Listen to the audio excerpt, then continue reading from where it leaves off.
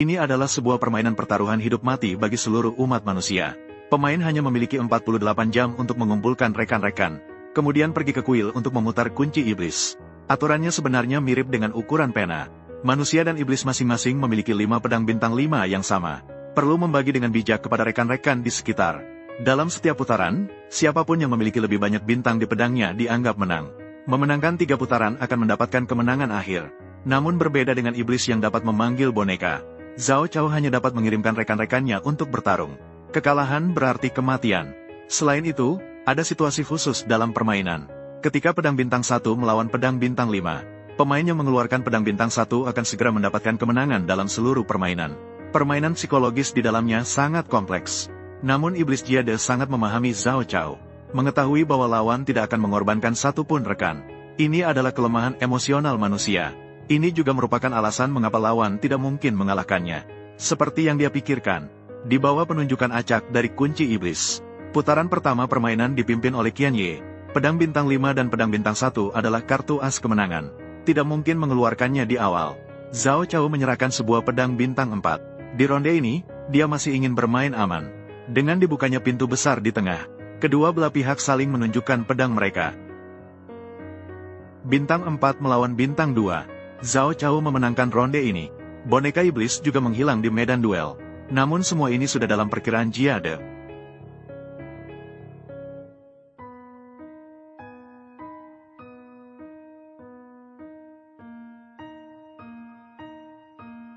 Justru karena memahami pemikiran Zhao Chao, maka Jade menggunakan pedang bintang 2 yang paling tidak berguna. Segalanya berada dalam kendali.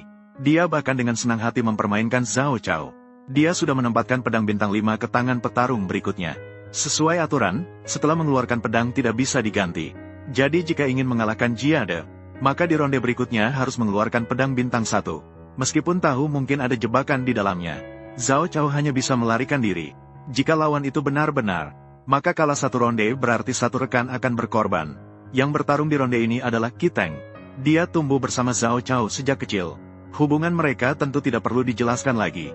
Namun mendorong sahabat baiknya ke dalam jebakan. Zhao Chao merasa sangat tidak nyaman dengan keputusan dari wasit burung hantu iblis. Kedua belah pihak mengangkat pedang mereka masing-masing. Di pihak Jade memang benar ada pedang bintang 5. Namun hasilnya sangat mengejutkan. Terlihat Jade melambaikan tangannya dengan lembut. 5 bintang di pedang itu tiba-tiba berkurang 2. Ternyata sebagai seorang peserta permainan, Jade juga diberikan kemampuan iblis oleh kunci iblis untuk membangkitkan penyamaran. Menjelang dimulainya ronde pertama, dia diam-diam mengubah pedang bintang 3 menjadi pedang bintang 5. Kemudian memanfaatkan kelemahan Zhao Chao yang enggan mengorbankan rekannya. Dengan mudah memancing lawan ke dalam perangkap, Qi Teng bersuara untuk menghentikan Zhao Chao yang ingin menyerang. Taruhan dalam permainan ini bukan hanya nyawa mereka berempat, tetapi juga berkaitan dengan nasib seluruh umat manusia. Jadi demi kemenangan, maka harus ada yang berkorban.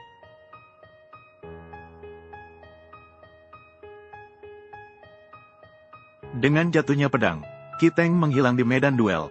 Meskipun pihak manusia terjebak dalam kesedihan, namun permainan harus terus berlanjut, dan situasi saat ini sangat tidak menguntungkan. Setelah kehilangan pedang bintang 1 yang krusial, Zhao Chao masih memiliki bintang 2, 3, dan 5. Sedangkan iblis masih memiliki bintang 1, 4, dan 5. Selama Jade mengeluarkan pedang bintang 5 di ronde berikutnya, pemimpin manusia yang enggan mengorbankan rekan-rekannya, Zhao Chao, hanya bisa mengeluarkan 5 bintang. Setelah seri, permainan menjadi 3 ronde dengan 2 kemenangan. Selama Jade mengeluarkan pedang 4 bintang, dia bisa mengalahkan 2 dan 3 bintang yang tersisa milik Zhao Chao. Permainan hampir kehilangan ketegangannya. Jade sedikit merasa bangga. Kunci iblis itu sendiri adalah produk dari hasrat manusia. Dan sejarah manusia adalah sejarah perang yang didorong oleh hasrat. Bagaimana mungkin ada orang yang bersusah payah mengumpulkan 99 kunci iblis? Namun yang diinginkan adalah keinginan untuk menghancurkan dunia ini. Namun Zhao Chao belum menyerah. Dia teringat pada Qi Teng yang baru saja berkorban. Dan juga teman-teman yang berharap pada mereka. Siapa bilang harapan tidak bisa mengalahkan hasrat? Namun Jade langsung terjatuh. Mari kita lihat bagaimana harapan yang disebut-sebut bisa membantu lawan membalikkan keadaan. Dengan ditutupnya pintu besar, putaran ketiga permainan dimulai. Zhao Chao perlahan-lahan tenang. Dia menyerahkan satu pedang penting kepada Yuji. Saatnya mengakhiri permainan ini. Seperti yang telah disebutkan sebelumnya, Jihad hanya perlu mengeluarkan pedang 5 bintang, maka kemenangan akan berpihak padanya. Namun yang tidak terduga adalah, pada pedang Yuji ternyata hanya ada 1 bintang.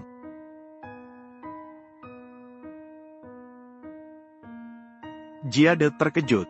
Dia telah memimpin begitu banyak permainan iblis yang diikuti oleh Zhao Chao. Seharusnya lawan tidak memiliki kemampuan untuk menyamar. Zhao Chao juga tidak banyak bicara. Dia hanya maju dan mengambil pedang 1 bintang dari putaran sebelumnya. Mengingat dia telah memimpin begitu banyak permainan, dia seharusnya tahu bahwa dia paling ahli dalam mencari celah dalam aturan.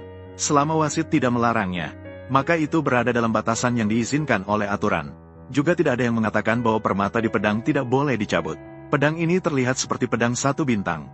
Namun sebenarnya itu adalah pedang 2 bintang yang telah dicabut 1 permatanya. Di ronde pertama, dia menemukan bahwa wasit saat mengumumkan hasil tidak akan menunjukkan berapa bintang pedang yang dikeluarkan oleh kedua belah pihak. Maka dia dengan cerdik memanfaatkan celah ini. Mengenai Kiteng, sebenarnya dia adalah pihak yang secara sukarela maju untuk berkorban. Mereka memikul tanggung jawab untuk menyelamatkan seluruh umat manusia. Dan dosa ini juga akan ditanggung bersama oleh 4 orang yang tersisa. Kemenangan dan kekalahan sudah ditentukan. Ketika pedang 1 bintang mengalahkan pedang 5 bintang, itu memicu kondisi kemenangan tambahan dalam permainan. Namun, Jihad hanya mengeluarkan tawa gila. Jangan lupa bahwa dia datang melalui tubuh yang hancur. Jadi secara alami dia juga mewarisi kemampuan iblis dari pihak lawan. Dunia berbalik. Itu berarti kembali ke masa lalu. Membuat waktu dalam permainan kembali ke saat ronde sebelumnya dimulai. Tentu saja juga termasuk ingatan pemain lainnya. Kemenangan dalam permainan ini akhirnya tetap milik iblis. Melihat jam yang terus berputar mundur, Zhao Chao justru menutup matanya. Dia seolah kembali ke sore hari ketika bertemu kembali dengan ayahnya. Keduanya pernah membahas asal-usul permainan iblis. Ayah percaya bahwa kekuatan iblis sebenarnya berasal dari pemahaman manusia. Singkatnya, iblis tidak memiliki tubuh, melainkan merupakan konkretisasi dari pemahaman manusia tentang hasrat dan ketakutan. Aturan dalam permainan dan kemampuan iblis pada dasarnya adalah proyeksi dari pemahaman manusia. Jadi, bagi kemampuan iblis Zhao Chao dalam hal objek dan persepsi waktu, apa itu objek? Apakah perlu menyentuh untuk mengaktifkannya? Semua tergantung pada pemahaman Zhao Chao sendiri. Setelah memahami hal ini, Zhao Chao membuka matanya, melihat garis waktu yang muncul karena kembali ke masa lalu. Dia mengulurkan tangan untuk meraih cahaya, segera mengaktifkan kemampuan iblisnya.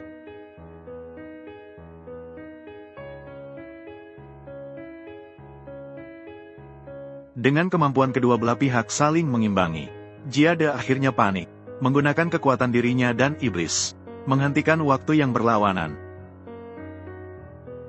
Tidak mungkin. Hanya kamu yang bisa. Akhirnya tiba saat penghakiman terakhir. Meskipun juga seorang iblis, meskipun tahu bahwa setelah dijatuhi hukuman, dia juga akan menghilang. Namun, wasit burung hantu tetap berpegang pada prinsip keadilan dan ketidakberpihakan, mengumumkan kemenangan pihak manusia. Kalian tidak akan bertemu lagi, kan?